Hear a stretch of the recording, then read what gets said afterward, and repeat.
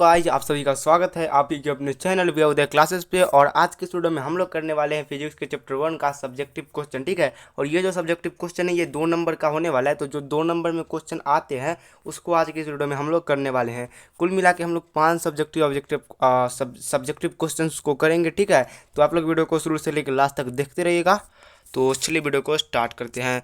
तो first number जो अपना क्वेश्चन है वो ये है कि अपसारी समांतर और अभिसारी किरण पुंज से आप क्या समझते हैं। तो इस क्वेश्चन का आंसर आप लोग को कुछ ऐसे देना है। सबसे पहले आप लोग को अपसारी किरण पुंज देकर के पॉइंट देना है और उसमें लिखना है कि वैसा किरण पुंज जिसमें प्रकाश की किरण एक बिंदु स्रोत से निकलकर फैलती चली जाती है उससे हम लोग अपसारी किरण पुंज कहते हैं। ठीक है, अपसारी किरण पुंज का हो गया। उसके बाद आप लोग को समांतर किरण पुंज फिर से पॉइंट देना है और उसमें लिखना है कि वैसा किरण पुंज जिसमें प्रकाश की किरणें एक दूसरे के समांतर चली जाती है उसे हम लोग क्या कहते हैं, और उसे हम लोग कहते हैं समांतर किरण पुंज। ठीक है, उसके बाद आप लोग को अभिसारी का भी पॉइंट देना है और उसमें भी आप लोग को ऐसे लिखना है कि वैसा किरण पुंज जिसमें प्रकाश की किरणें एक बिंदु पर आकर इकट्ठा होती है उसे हम लोग अभिसारी किरण पुंज कहते हैं। ठीक है, तो ये तीनों को आप लोग को पॉइंट बाय पॉइंट लिखना है।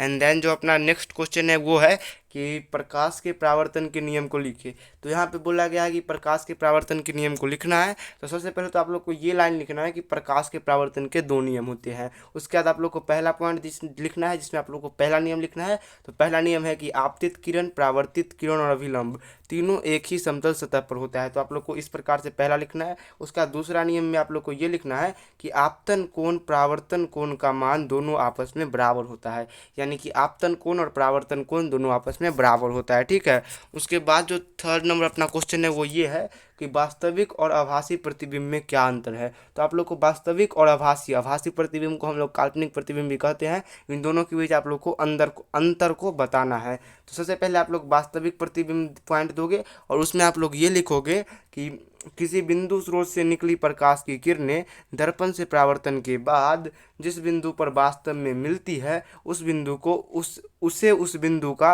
वास्तविक प्रतिबिंब कहते हैं। मतलब वास्तव में जिस बिंदु पर मिलती है उसे उस बिंदु स्रोत का वास्तविक प्रतिबिंब कहते हैं। वही काल्पनिक दे करके आप लोग को पॉइंट देना है और उसमें आप लोग को ये लिखना है कि किसी बिंदु स्रोत से निकली प्रकाश की किरणें दर्पण से परावर्तन के बाद जिस बिंदु से आती हुई प्रतीत होती है उस बिंदु का काल्पनिक प्रतिबिंब कहते हैं। तो आप लोग इससे क्या कीजिएगा, वीडियो को पॉज करके यानी कि रोक करके इसको नोट कर लीजिएगा और 2-3 बार लिखिएगा तो आपको याद हो जाएगा।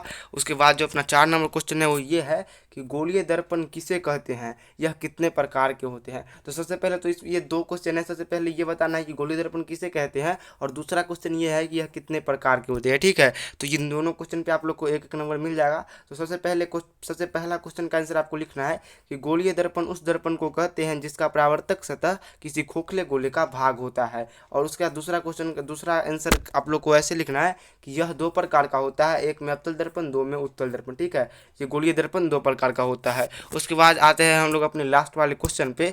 तो लास्ट वाला जो क्वेश्चन है अपना वो ये है कि उत्तल दर्पण का उपयोग वाहनों के साइड मिरर के रूप में क्यों किया जाता है। तो आप लोग को इसका आंसर ऐसे देना है कि उत्तल दर्पण का उपयोग वाहनों के साइड मिरर के रूप में किया जाता है क्योंकि इसमें वस्तु का काल्पनिक और छोटा प्रतिबिंब बनता है। साथ ही उत्तल दर्पण का दृश्य क्षमता भी अधिक होता है। देखिए, उत्तल दर्पण का क्या होता है कि इसमें कितना ही बड़ा, जैसे ट्रक उड़क बहुत बड़ा होता है तो उसका प्रतिबिंब एक छोटे आईना में बनना मुश्किल होता है, लेकिन उत्तल दर्पण क्या करता है कि वस्तु जितना ही बड़ा हो वो उसका छोटा प्रतिबिंब बना देता है। ठीक है, साथ ही इसका दृश्य क्षमता भी अधिक होता है, इसलिए हम लोग गाड़ी के साइड मिरर के रूप में यानी कि पीछे देखने वाला जो आईना होता है उसमें उत्तल दर्पण का भी उपयोग करते हैं।